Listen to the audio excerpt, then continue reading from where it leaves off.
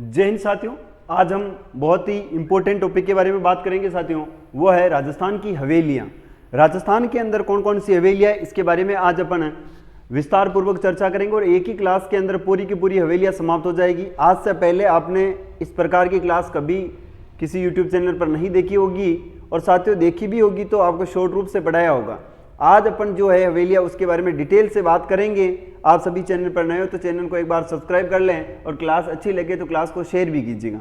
साथियों हम बात कर रहे हैं राजस्थान की आर्ट एवं कल्चर में राजस्थान की हवेलियां। राजस्थान कला संस्कृति में हम पढ़ रहे हैं वो है हवेलियां। एक ही क्लास में जो है संपूर्ण हवेलियां क्या हो जाएगी, समाप्त। इसके बारे में संपूर्ण जो जानकारी है वो साथियों यहां से मैं आपको देने वाला हूं। तो चलते हैं राजस्थान की प्रमुख हवेलियां और इसमें हम पढ़ेंगे। देखो सबसे पहली और इंपॉर्टेंट बात है, हवेलियों का काल कौन सा माना जाता है। हवेलियों का निर्माण काल जो माना जाता है वो माना जाता है निर्माण काल। ये माना जाता है 17वीं और 18वीं सदी में इसका निर्माण हुआ था। 17वीं 18वीं सदी के अंदर क्या हुआ था, इसका निर्माण हुआ है।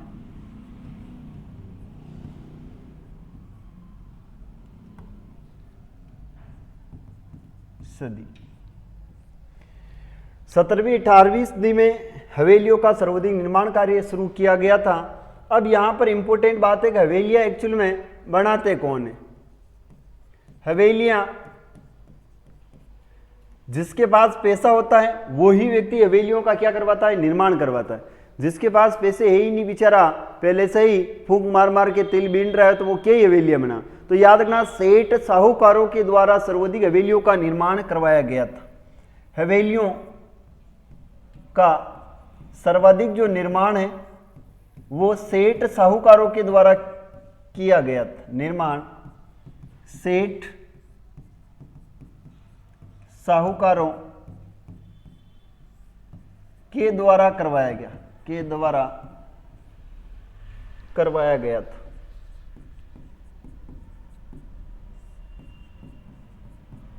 ये बात बड़ी इंपॉर्टेंट है कि हवेलियां कौन बनाते थे।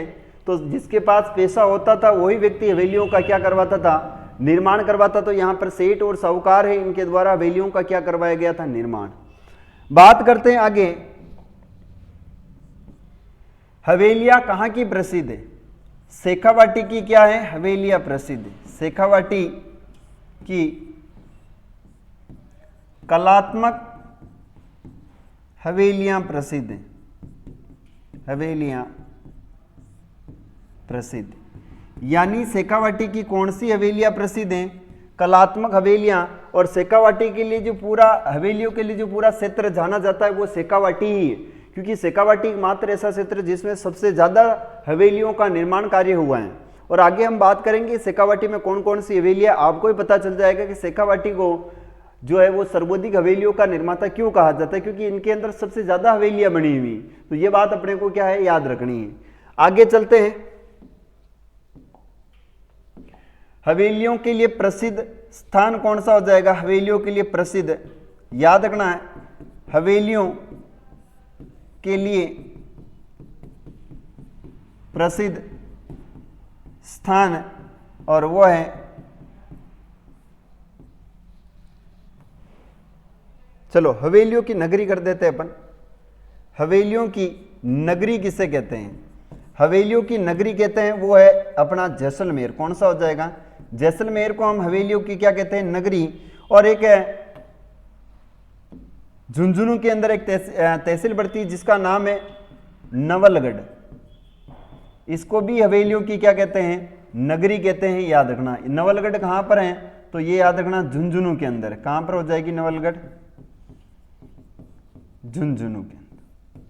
नवलगढ़ झुंझुनू के अंदर, इसे भी क्या कहते हैं, हवेलियों की नगरी। और वैसे जिलों में देखी जाए तो हवेलियां नगरी किसे कहते हैं, वो जैसलमेर को कहा जाता है। वेरी वेरी इंपॉर्टेंट है और यहां से प्रश्न पूछा जाएगा, हवेलियों की नगरी के नाम से किसे जानते हैं।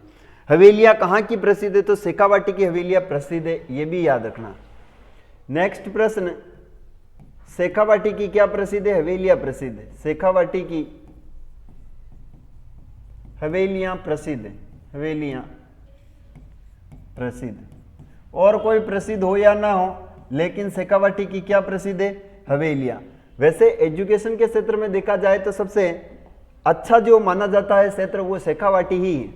बात करते हैं, नोट करके लिख देता हूं। अच्छा ये बताओ, बावड़ियों के लिए कौन सा शहर प्रसिद्ध है? बावड़ियों के लिए प्रसिद्ध कौन है, बताए मुझे। प्रसिद्ध स्थान, प्रसिद्ध कौन हो जाएगा? तो याद रखना, बूंदी बावड़ियों के लिए प्रसिद्ध है। कौन है? आपसे पूछा जाएगा कि बावड़ियों के लिए प्रसिद्ध कौन है, तो बूंदी। बूंदी को सिटी ऑफ वेल्स के नाम से जाना जाता है। क्या कहते हैं? सिटी ऑफ वेल्स इनको कहते हैं, याद रखना, सिटी ऑफ वेल्स कहते हैं इसे। बावड़ियों की नगरी, बावड़ियों के लिए प्रसिद्ध स्थान वो है अपना शेखावाटी, बूंदी है। अच्छा इसके बाद में हो जाएगा घंटियों के लिए प्रसिद्ध स्थान कौन सा है? घंटियों के लिए, घंटियों के लिए प्रसिद्ध स्थान कौन सा हो जाएगा? तो घंटियों के लिए प्रसिद्ध स्थान जो है वो याद रखना हो जाएगा अपना झालरा पाटन। क्या हो जाएगा? झालरा पाटन। झालरा पाटन कहां पर है? तो ये झालावाड़ के अंदर है। ये भी अपने को विशेष याद रखना है। झालावाड़ के अंदर झालरा पाटन पड़ता है जो घंटियों के लिए प्रसिद्ध है। इसे कहते हैं सिटी ऑफ बेल्स। क्या कहते हैं इसे? याद रखना, सिटी ऑफ बेल्स कहते हैं इसे। सिटी ऑफ वेल्स बूंदी को कहते हैं और city of bells Jhalra Patan को कहते हैं। यह भी याद रखना है। इसके बाद आगे चलते हैं। 1000 हवेलियों के लिए प्रसिद्ध स्थान कौन सा है? 1000 हवेलियों वाला जो जिला है उस जिले का नाम है बीकानेर। कौन सा जिला हो जाएगा? बीकानेर। यानी याद रखना 1000 हवेलियों के लिए प्रसिद्ध स्थान कौन सा है? हवेलियों वाला जिला वो हो जाएगा अपना बीकानेर। कौन सा हो जाएगा? बीकानेर, याद रखना है। आगे बात करते हैं और क्या है। देखो 100 से भी अधिक खिड़कियों के लिए कौन सी हवेली प्रसिद्ध है? तो वो ईसरदास मोदी की जो हवेली है वो 100 से अधिक खिड़कियों के लिए क्या है? प्रसिद्ध है। 100 से अधिक खिड़कियों के लिए प्रसिद्ध हवेली, खिड़कियों के लिए प्रसिद्ध हवेली वो है ईसरदास मोदी की हवेली। ईसरदास मोदी की हवेली। ये अपने को क्या है? यहां से विशेष ध्यान रखना है। आगे बात करते हैं।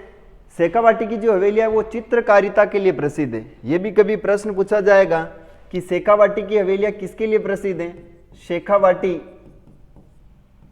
की हवेलियां चित्रकारिता के लिए प्रसिद्ध है। हवेलियां चित्रकारिता के लिए प्रसिद्ध है, के लिए प्रसिद्ध है। शेखावाटी को आर्ट ऑफ ग्लेरी कहा जाता है। शेखावाटी को क्या कहा जाता है? आर्ट ऑफ ग्लेरी कहा जाता है। यह भी याद रखना है, नोट करके लिख देता हूं मैं यहां पर। शेखावाटी को आर्ट ऑफ ग्लेरी कहते हैं। शेखावाटी को आर्ट ऑफ ग्लेरी कहते हैं।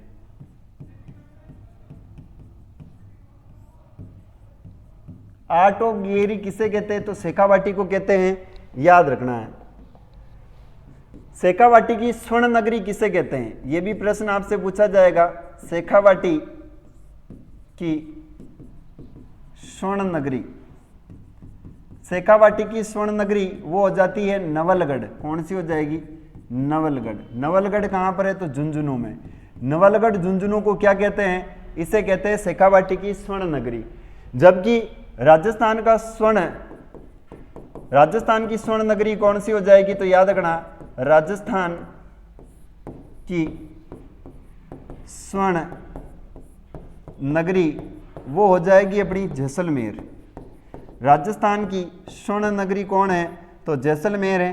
राजस्थान की सुवर्ण नगरी के नाम से भी पूछा जाए तो ये भी याद रखना, राजस्थान की सुवर्ण नगरी किसे कहते हैं? तो ये जालोर को कहते हैं, जालोर। राजस्थान की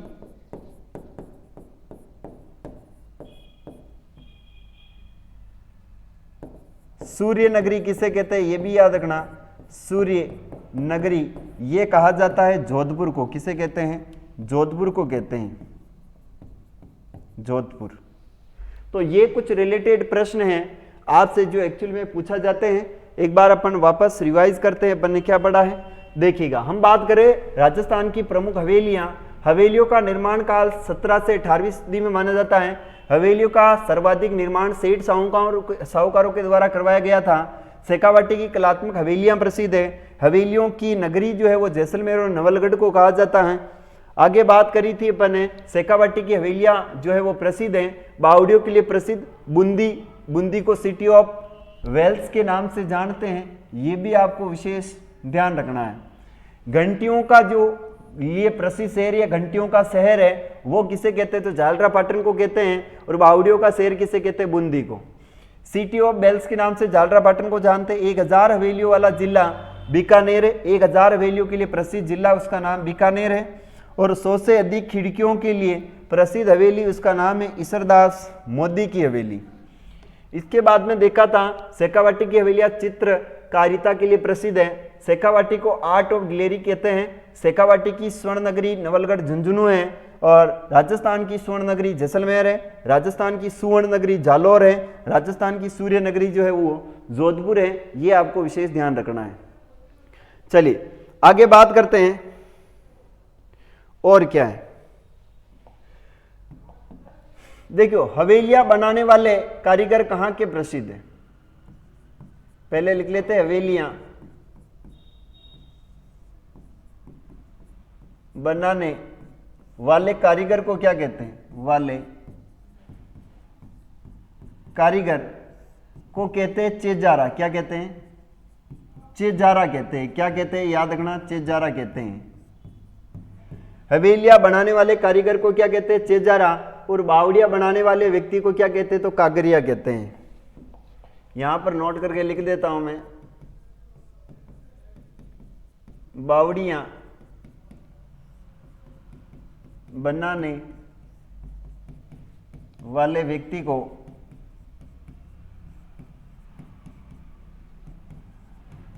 कागरिया कहते हैं।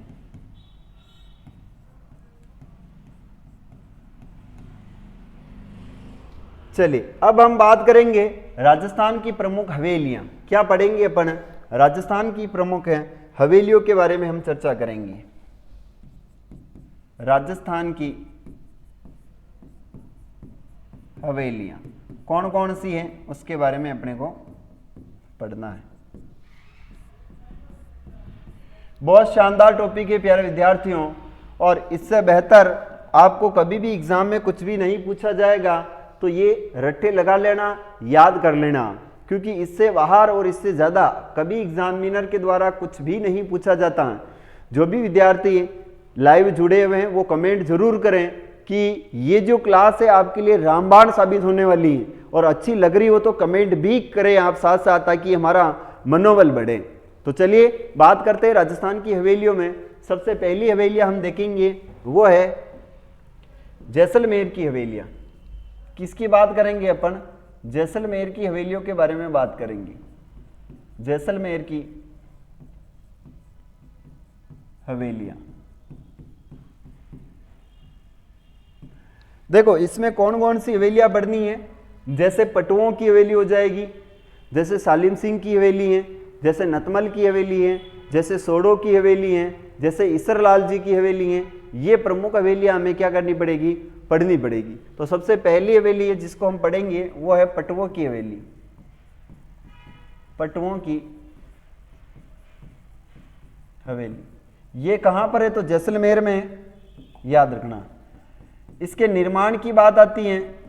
निर्माण, इसका निर्माण करवाया था, वो करवाया था कौन सा बापना था, बताए मुझे, कौन से बापने ने इसका निर्माण कराया था 1805 ईस्वी में?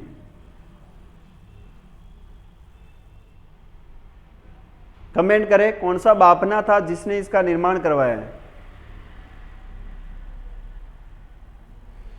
बताए, जल्दी से बताए, कौन सा बापना था?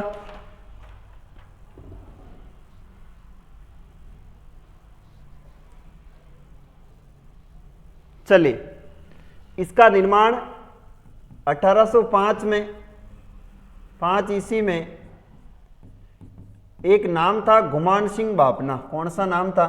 गुमान सिंह बाफना। इसने इसका क्या करवाया? 1805 ईस्वी में गुमान सिंह बाफना ने करवाया, इसका निर्माण करवाया था 1805 ईस्वी में गुमान सिंह बाफना ने करवाया। इसके बाद बात आती है, यह जैसलमेर की क्या है? सबसे प्रसिद्ध हवेली है। यह जैसलमेर की क्या है? सबसे प्रसिद्ध हवेली। जैसलमेर की सबसे सुंदर और प्रसिद्ध हवेली, सुंदर व प्रसिद्ध हवेली। ये कितनी मंजिला है? तो याद रखना, ये 5 मंजिला है। मंजिला कितनी है? तो 5 मंजिला है। 5 पुत्रों के लिए निर्माण कार्य करवाया गया था, अलग अलग 5 मंजिला है। अब याद रखना, ये किस शैली में निर्मित है? शैली तो क्या ही पूछता है, ये जाली और झरोखे के लिए प्रसिद्ध। विशेषता कर देते अपन इसकी, विशेषता हो जाएगी जाली व झरोखों के लिए प्रसिद्ध है। जाली व झरोखों के लिए प्रसिद्ध है। और ये पीले पत्थरों से निर्मित है। किस पत्थरों से निर्मित है? याद रखना, पीले पत्थरों से निर्मित है।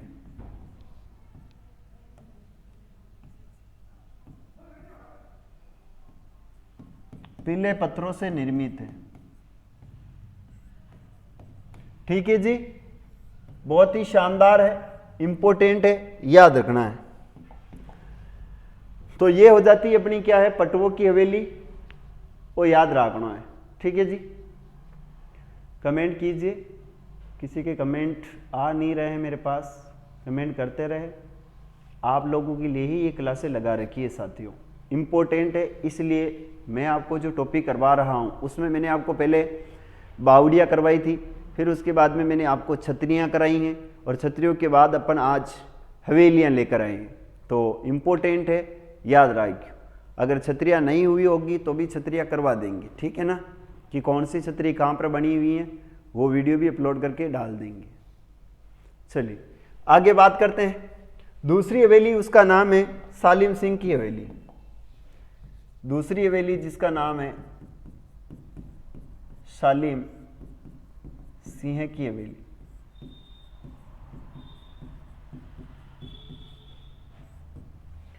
सालिम सिंह की हवेली इंपॉर्टेंट है, याद रखना है। ये कहां पर है? तो जैसलमेर में। अभी अपन किसकी पढ़ रहे हैं? जैसलमेर की पढ़ रहे हैं। देखिएगा, इसका जो निर्माण करवाया था वो करवाया है सालिम सिंह ने। निर्माण करवाया है सालिम सिंह ने, इसका निर्माण कराया था सालिम सिंह। कब करवाया था ये निर्माण? तो याद रखना, ये करवाया था 1825 ईस्वी में। कब करवाया था? 1825 ईस्वी में इस हवेली का निर्माण कार्य शुरू किया गया था। ये भी अपने को याद रखना है। इसके बाद में ये कितनी मंजिला है? तो याद रखना, ये 9 मंजिला है। कितनी मंजिला है? 9 मंजिला है। मंजिला कितनी हो जाएगी? तो याद रखना है, मंजिला है 9 मंजिला, 9 मंजिला। इसकी 8वीं और 9वीं मंजिल को क्या किया गया है? अभी खत्म कर दिया गया। याद रखना, 8वीं व 9वीं मंजिल को हटा दिया गया है, हटा दिया गया है। इस 8वीं मंजिल का क्या नाम था? इसका नाम था रंग महल। और 9वीं का नाम क्या था? इसका नाम था शीश महल। इन दोनों को क्या है, वर्तमान में हटा दिया है। और ये भी जाली और ज़रोखों के लिए प्रसिद्ध है, याद रखना है। वैसे आपको पता होगा जैसलमेर के अंदर जो भी बनता था वो लकड़ियों से बनता था, और जब लकड़ी से कोई काम किया जाता है तो वो काफ़ी लंबे समय बाद फिर लकड़ियाँ खराब हो जाती, तो फिर इनकी आगे की ऊपर की कुछ छतों को फिर क्या उतार दिया जाता है, इनका लोड कम कर दिया जाता है, ये याद रखना है। चले आगे बात करते हैं, ये किससे बनी हुई थी? तो याद रखना ये दोनों मंजिल लकड़ी से निर्मित थी। किससे निर्मित थी? लकड़ी से निर्मित थी, इसीलिए इनको उतार दिया है। ये बात आपको विशेष ध्यान रखनी। इसके बाद चलते आगे नथमल की हवेली, तीसरी हो जाएगी नथमल की हवेली।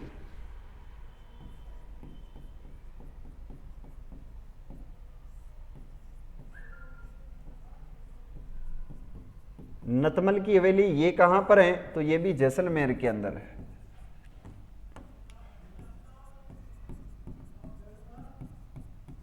जैसलमेर याद रखिएगा विद्यार्थियों, क्योंकि आपके हित में ही क्लास ली जाती है, और जब आप ही सपोर्ट नहीं करते हो तो थोड़ा सा मन विचलित होता है। निर्माण किसने करवाया था? तो इसका निर्माण करवाया था नथमल के द्वारा, इसका निर्माण करवाया गया नथमल। ये निर्माण कब करवाया था? तो ये याद रखना है 1884-85 में इसका क्या करवाया गया था? निर्माण कार्य करवाया गया। किसके समय करवाया गया? समय तो यहाँ का शासक था जैसलमेर का, जिसका नाम था जैसलमेर के शासक महारावल बेरी साल के समय करवाया था। ये बेरी साल के समय इनके समय करवाया गया था। इनके दो बनाने वाले थे कारीगर थे, उनका नाम है हाथी और लालू। क्या नाम था? कारीगर, दो कारीगर थे, एक का नाम था हाथी और दूसरे का नाम था लालू। इस हवेली का किसी भी शैली का दोहराव नहीं किया गया है, याद रखना। इस हवेली के निर्माण में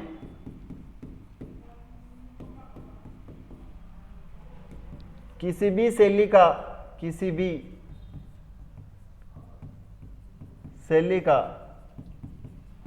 दोहराव नहीं किया गया। और ताजमहल की भांति इन दोनों कारीगरों के भी क्या काट दिए गए? हाथ काट दिए गए। याद रखना है, ताजमहल की भांति इन दोनों कारीगरों के भी हाथ काट दिए। इन दोनों के हाथ काट दिए गए थे। याद रखना, इन दोनों के भी क्या कर दिए गए थे? हाथ काट दिए गए थे। वेरी वेरी इंपॉर्टेंट है और बात अपन याद रखनी। तो इसके बाद कुछ तो नाम है, वो तो सोडो की हवेली, ईसरलाल जी की हवेली, सिर्फ नाम याद रखना है। कौन सी हवेली है? सोडो की हवेली।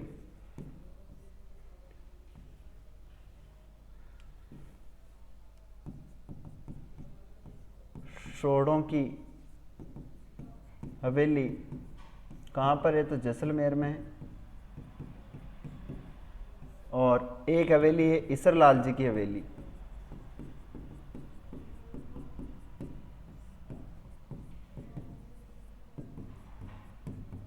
ये दो हवेलियां, ये भी कहाँ पर है? तो जैसलमेर में है। कुल टोटल कितनी हवेलियां? तो 5 हवेलियां हैं। कितनी हो गई? 3 पहले लिखी अपन ने, 4 और 5। ये पांचों की पांचों कहाँ पर हैं? जैसलमेर के अंदर है। विशेष ध्यान रखना। एक बार मैं रिवाइज करवा देता हूं आपको। देखिए, पटवों की हवेली गुमान सिंह बापना ने इसका निर्माण करवाया था। और ये जैसलमेर की सबसे सुंदर व प्रसिद्ध हवेली है। मंजिला 5 जाली और झरोखे के लिए प्रसिद्ध है। पीले पत्थर से निर्मित हवेली है, याद रखिए। सालिम सिंह की हवेली 1825 में निर्माण, 9 मंजिला है। 8वीं और 9वीं मंजिल लकड़ी की थी तो इसे हटा दिए। 8वीं का नाम रंगमहल था और 9वीं का नाम शीश महल था। और निर्माण कार्य आपको पता ही है, बता दिया मैंने। आगे बात करते हैं नतमल की हवेली। नतमल ने इसका निर्माण कराया 1884-85 में। समय जैसलमेर के शासक महारावल बेरीसाल के समय हुआ था। कारीगर 2 थे, हाथी और लालू। ताजमहल की भांति इन दोनों के हाथ काट दिए गए हैं और इस हवेली के निर्माण में किसी भी शैली का दोहराव कार्य नहीं किया गया है, याद रखना है। इका बाद में चलते अपन आगे और वो है उदयपुर की हवेलियां। उदयपुर की हवेलियां देखिए, इसमें एक हवेली का नाम है बाफना की हवेली। किनकी हवेली है? बाफना की हवेली। ये कहां पर स्थित है? तो ये उदयपुर में स्थित है, याद रखना है। इसके बाद उदयपुर की सबसे इंपॉर्टेंट और सबसे प्रसिद्ध हवेली है, उसका नाम है बागौर की हवेली। दूसरी हो जाएगी बागौर की हवेली। इसके निर्माण की बात आती है तो याद रखना है, निर्माण करवाया था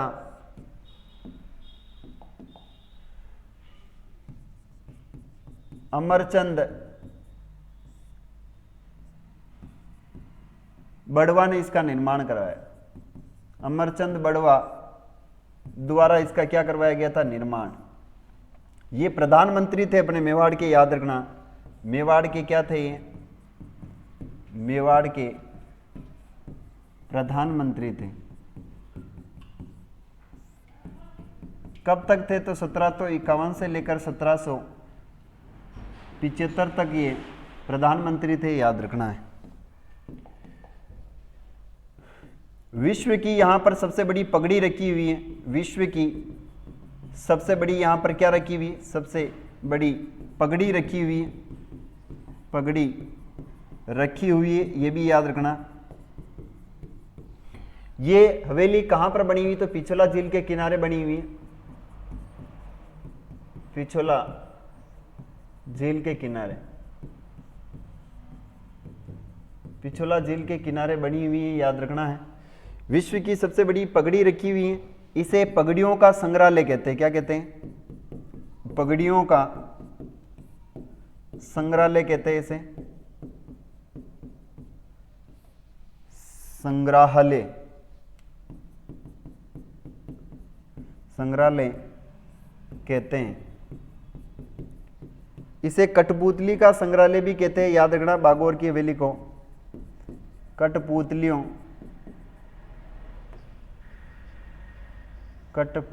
का संग्रहालय, कठपुतलियों का संग्रहालय भी कहते हैं। विश्व की सबसे बड़ी पगड़ी रखी हुई है। पगड़ियों का संग्रहालय, कठपुतली का संग्रहालय अमरचंद बड़वा द्वारा निर्मित है। प्रधानमंत्री थे। बागौर की हवेली पिछोला झील के किनारे है। आगे बात करते हैं बागौर की हवेली। बागौर की हवेली, इसकी खिड़की के ऊपर याद रखना है, इसकी क्या है? खिड़की। खिड़की पर 2017 में 25 रुपए का क्या डाक टिकट जारी किया? क्या जारी किया है? 25 रुपए का डाक टिकट जारी किया गया है। डाक टिकट जारी किया गया। यानी ये बड़ा ही इंपॉर्टेंट प्रश्न है कि बागौर की जो हवेली है उसके जो खिड़की है, उस खिड़की पर कितने रुपए का डाक टिकट जारी किया गया? तो याद रखना है, वो किया गया था 25 रुपए का। आगे बात करते हैं बागौर की जो हवेली, यहां पर क्या प्रसिद्ध? बागौर की हवेली 1986 में, याद रखना है, 1986 में भारत के अंदर 7 पश्चिमी क्षेत्र सांस्कृतिक केंद्रों की स्थापना हुई थी। उस समय 1986 के अंदर इस बागौर की हवेली के यही आसपास में राजस्थान का पश्चिमी क्षेत्र सांस्कृतिक केंद्र की यहां पर स्थापना की गई, याद रखना। 1986 में राजस्थान का पश्चिमी क्षेत्र पश्चिमी क्षेत्र सांस्कृतिक केंद्र की स्थापना हुई। पश्चिमी क्षेत्र सांस्कृतिक केंद्र की स्थापना की गई। केंद्र की स्थापना की गई।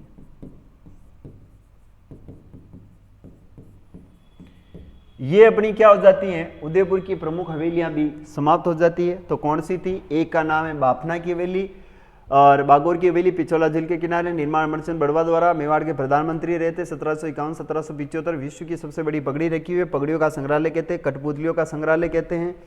और बागौर की हवेली खिड़की पर 2017 में 25 रुपये का डाक टिकट जारी हुआ है। बागौर की हवेली 1986 में राजस्थान का पश्चिमी क्षेत्र सांस्कृतिक केंद्र की यहाँ पर क्या की गई है? स्थापना की गई है। अब इसके बाद साथियों बड़ी गजब की फिल्म शुरू होने वाली, बड़ी ही महत्वपूर्ण पिक्चर शुरू होने वाली हैं और वो है राजस्थान की अन्य राजस्थान की अन्य हवेलियाँ। अब राजस्थान की अन्य हवेलियाँ आप पढ़ोगे तो आपको आनंद आ जाएगा। जो पढ़ने वाले विद्यार्थी होंगे वो तो कमेंट जरूर करेंगे, सर आज तो मज़ा आ गया। देखो मैं आपके लिए जब इतना समय दे सकता हूँ, क्योंकि बहुत ही शेड्यूल भरा समय रहता है, सुबह 10 से लेकर शाम को 4 बजे तक ऑफलाइन क्लासों में 4-4, 5-5 क्लासें लेते हैं। उसके बाद शाम को खड़ा हो पाना यहाँ पर थोड़ा मुश्किल हो जाता है। और अपनी क्लासें वैसे ज़्यादा ही आती हैं क्योंकि मेहनत अपने को ही करनी है, क्योंकि जो ज़मीन से उठा हुआ है वही ज़मीन का दर्द जानता है। तो हम मेहनत कर रहे हैं, आप अगर उस मेहनत का सही रिस्पॉन्स ना दे तो थोड़ी तकलीफ होती है। तो मेरा आप सभी से निवेदन है, क्रमबद्ध निवेदन है, क्लास अच्छी लगे तो प्लीज़ अपने सभी साथियों के साथ शेयर भी करें और उन साथियों को जोड़ने का प्रयास करें। मैं आपको गारंटी देता हूं कि पूरी आर्ट कल्चर जो है मैं आपको यूट्यूब के अंदर बिल्कुल फ्री ऑफ कॉस्ट निःशुल्क करवाऊंगा मैं, इसकी मैं आज आपको पूरी गारंटी देता हूं।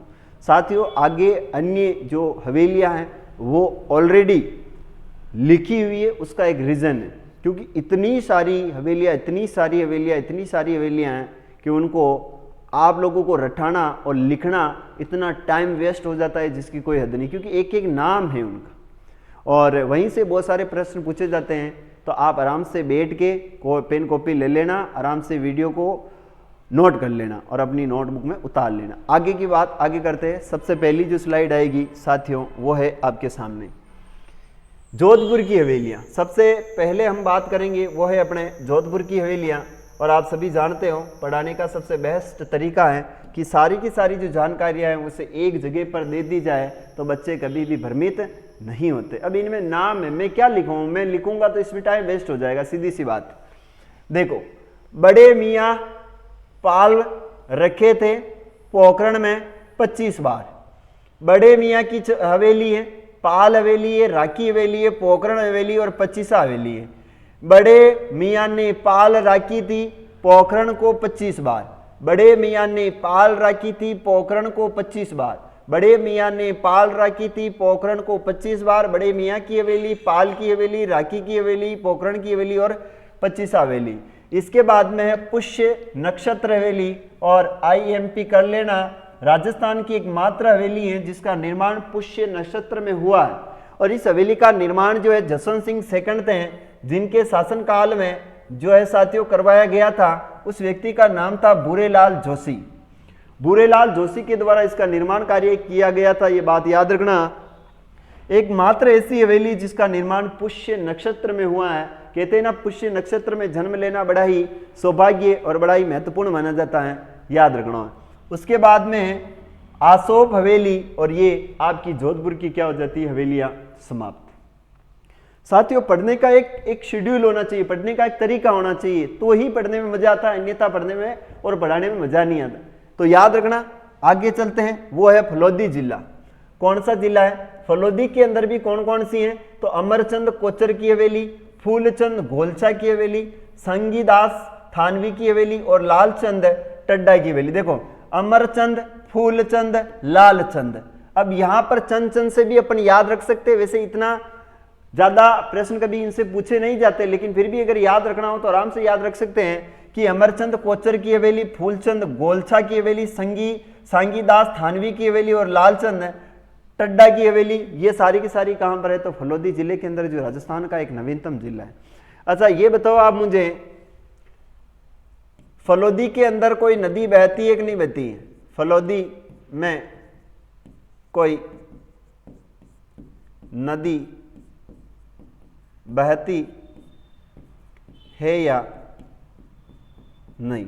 इसका आंसर आपको मुझे हाँ या ना में देना है, कमेंट करके जरूर बताना साथियों। ठीक है जी, चलिए आगे बात करते हैं। आगे हो जाएगी अपने बीकानेर की हवेलियां। कौन सी हवेलियां हैं? बीकानेर। देखो बीकानेर में 1000 हवेलियों के लिए प्रसिद्ध है बीकानेर। 1000 आप लिखना तो दिमाग खराब हो जाओ, भले याद ही नहीं, और इतना याद करके अपन करेंगे क्या? लेकिन इंपॉर्टेंट मसाला उनमें से निकाला है और मसाला आपको देने वाला हूं। इनमें से नाम रट्टे लगा लेना, आएगी कि आएगी। एक तो रामपुरिया की हवेली सबूत ज्यादा ही आवे, खां कि इसे बीकानेर का गौरव कहते हैं। क्या कहते हैं? देखो रामपुरिया की हवेली बीकानेर का गौरव कहते हैं। अब बीकानेर का गौरव है तो भाई साहब आवीस है। और अच्छा ये बताओ मुझे, राजस्थान का गौरव किसे कहते हैं फसलों में? ये भी कमेंट करके बताना। ये जो है शैली हिंदू, मुगल और यूरोपियन शैली में निर्मित बावड़ी रामपुरिया हवेली। आपके बावड़ी का नाम बहुत ज्यादा आता है मुझे। हवेली है बीकानेर में, याद रखना। रामपुरिया हवेली बीकानेर का गौरव कहते हैं। हिंदू, मुगल और यूरोपीय शैली में निर्मित हवेली है। बचावतों की हवेली, इसका निर्माण कर्ण सिंह बचावत ने 1593 ईस्वी में करवाया था और ये लाल पत्थरों से निर्मित हवेलियां। वैसे बीकानेर की जितनी भी जो हवेलियां हैं वो सब लाल पत्थरों से ही निर्मित हैं।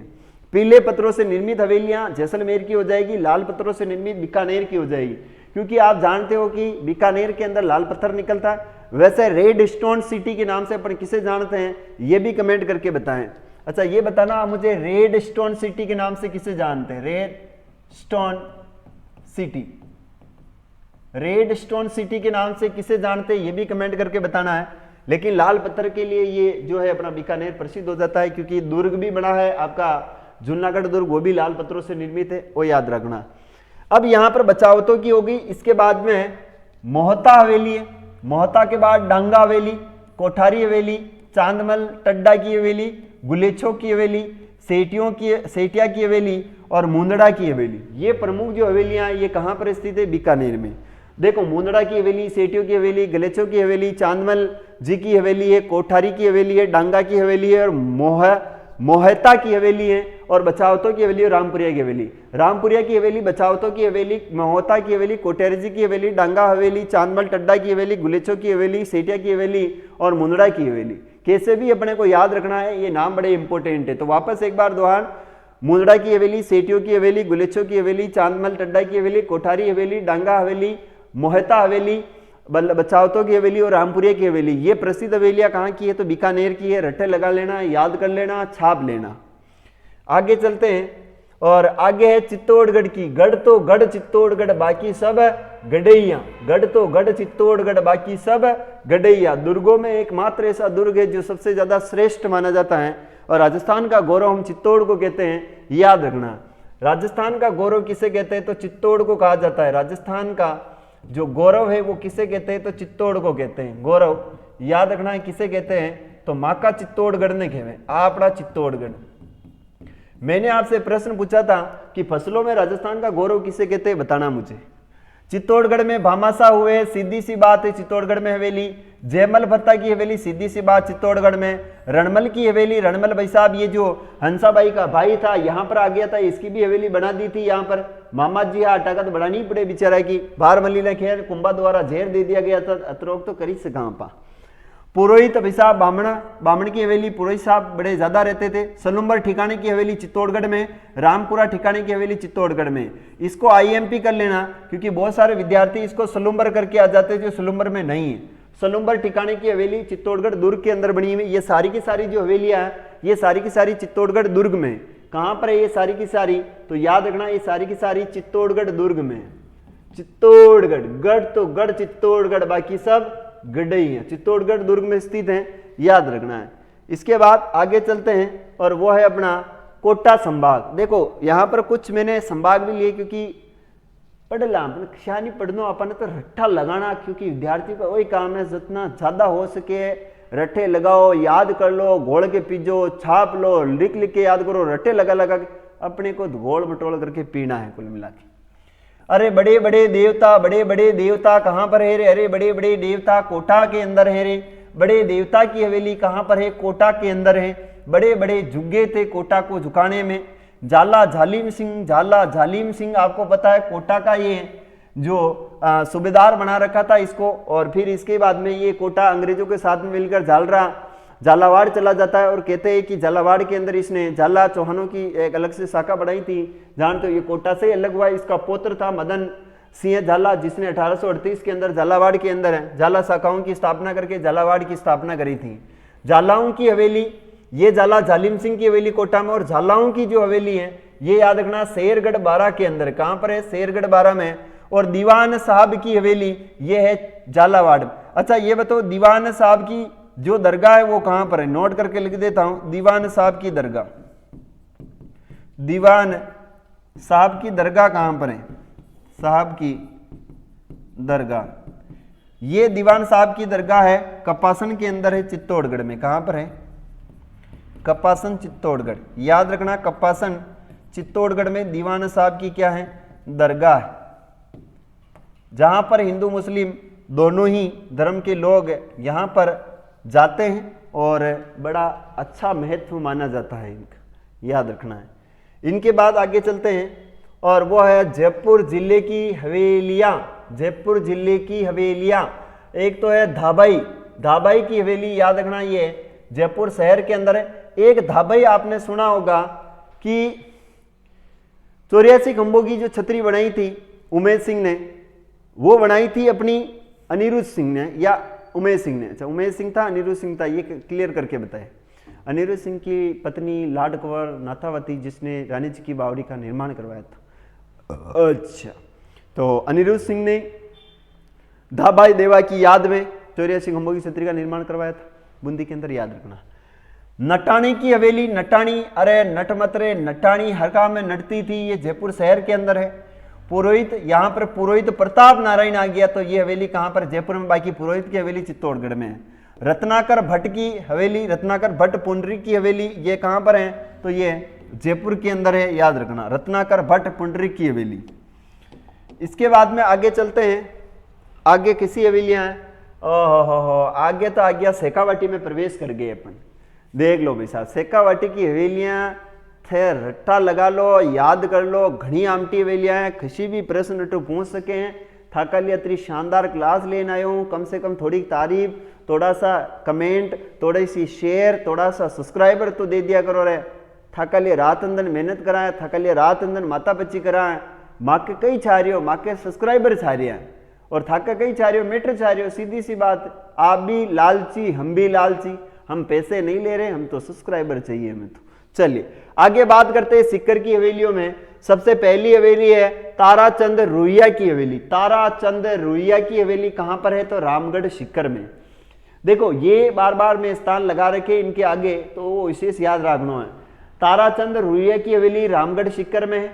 फिर हो जाएगी खेमका सेठों की हवेली, रामगढ़ सिक्कर में है दूसरी। ताराचंद रुइया की हवेली रामगढ़ सिक्कर, खेमका सेठों की हवेली रामगढ़ सिक्कर। राम गोपाल पोदार की हवेली, ये भी रामगढ़ सिक्कर में। पोदार की हवेली बार बार पूछी जाती है, तो याद रखना राम गोपाल पोदार की हवेली रामगढ़ सिक्कर में है। घनश्याम दास पोदार की हवेली, ये भी रामगढ़ सिक्कर में है। केडिया हवेली, ये लक्ष्मणगढ़ सिक्कर के अंदर है। और राठी हवेली ये कहां पर है? तो लक्ष्मणगढ़ सिक्कर के अंदर है। चार चौक हवेली कहां है? लक्ष्मणगढ़ सिक्कर के अंदर है। इसके बाद में हो जाएगी चेतराम की हवेली, ये भी लक्ष्मणगढ़ सिक्कर के अंदर है। नादीन ला प्रिंस की हवेली फतेहपुर सिक्कर में है। नंदलाल देवड़ा की हवेली, ये भी फतेहपुर सिक्कर में है। आगे बात करें सिंगानिया की हवेली, ये भी फतेहपुर सिक्कर में है। फतेहचंद की हवेली, ये भी फतेहपुर सिक्कर में है। नई हवेली फतेहपुर सिक्कर में है। गोरीलाल बियाणी की हवेली, ये भी फतेहपुर सिक्कर के अंदर है, याद रखना है। तो ये इतनी सारी हवेलियां हैं साथियों, याद रखनी। एक बार वापस रिवाइज करेंगे, सुनना। ताराचंद रुइया की हवेली कहां पर है? तो नवलगढ़ सिक्कर के अंदर, रामगढ़ सिक्कर के अंदर है। और खेमका सेठों की हवेली कहां है? तो रामगढ़ सिक्कर के अंदर है। राम गोपाल पोदार की हवेली कहाँ है, तो ये भी सीकर के अंदर है। घनश्याम दास पोदार की हवेली कहाँ है, तो ये भी रामगढ़ सीकर के अंदर है। केडिया हवेली कहाँ है, तो रामगढ़ के अंदर है। राठी जी की हवेली कहाँ है, तो लक्ष्मणगढ़ सीकर में। चार चौक हवेली क्या, तो लक्ष्मणगढ़ सीकर में। और चेतराम जी की हवेली कहाँ है, तो लक्ष्मणगढ़ में। नादीन ला प्रिंस की हवेली फतेहपुर सीकर में। नंदलाल देवड़ा की हवेली फतेहपुर सीकर में। नई हवेली फतेहपुर सीकर में। सिंगानियों की हवेली फतेहपुर सीकर में। गोरीलाल बियानी की हवेली फतेहपुर सीकर के अंदर है। फतेह चंद की हवेली फतेहपुर सीकर। खई कर रट्टा लगा लो, याद कर लो, वो याद रखना। आगे चलते हैं, दूसरा जिला है और वो जिला है अपना चूरू। राजस्थान का सबसे गर्म व सबसे ठंडा जिला चूरू। पहले ये चूरू जो है वो बीकानेर संभाग में आता था, वर्तमान में ये आपके सीकर संभाग के अंदर आता है, याद रखना है। अब यहाँ पर कौन कौन सी हवेलियां हैं इसके बारे में पढ़ते हैं। सबों पहली चूरू की बात कर रहे हैं, सुरनाओं की हवेली। सुरनाओं की हवेली ये 1100 खिड़कियों के लिए प्रसिद्ध है, इसीलिए इसे सुरनाओं का ताजमहल कहते हैं। सुरनाओं की हवेली चूरू के अंदर 1100 खिड़कियों और दरवाजों के लिए प्रसिद्ध है, उपनाम में इसे सुरनाओं का हवा महल कहते हैं। अरे मंत्रियों की मोटी हवेली, मंत्रियों की मोटी मोटी हवेलियां रहे, मंत्रियों की मोटी मोटी हवेलियां रहे। और चूरू के अंदर है, वो कहाँ पर है, चरू के अंदर। चरू पानी वाला चरू, चरू चरू याद रखना है। सबसे ठंडा सबसे गर्म, गर्मी में तो सबसे ज्यादा पानी चूरू का ठंडा गर्म हो जाता है और सर्दी में सबसे ठंडा चूरू का पानी हो जाता है, तो याद रखना है। आगे है रामनिवास गोइनका की हवेली है। रामनिवास गोइनका की हवेली है। इसके बाद मालजी का कमरा, रट्ठा लगा लीजिए, इंपोर्टेंट लिख लेना, ये एग्जाम में आएगा। मालजी का कमरा कहाँ पर है रे, तो मालजी को कमरो आपने याद रखना वो है तो चूरू के अंदर है। फिर है कन्हैयालाल जी का बांग्ला। कन्हैयालाल जी का बांग्ला की हवेली, ये भी चूरू के अंदर है। एक है नाटो की हवेली, ये भी चूरू में। दानचंद चोपड़ा की हवेली, रट्ठा लगा लेना, IMP लिख लेना। आपको यहां से प्रश्न पूछा जाएगा रे मेरे प्यारे विद्यार्थियों, याद रखना है। आगे बात करते कशो जिलो रे, झुंझुनू आ गयो रे, ओ लोस ओ पाछो मातो बचाया।